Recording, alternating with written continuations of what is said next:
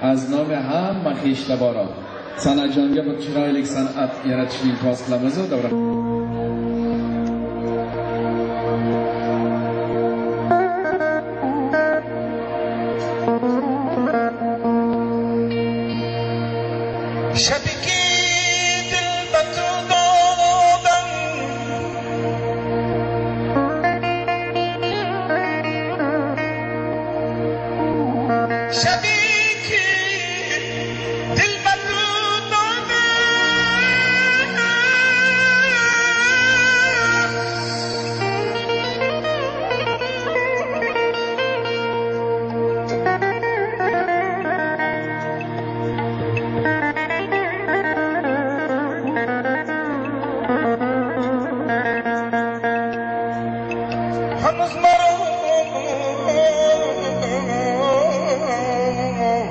يغضب يا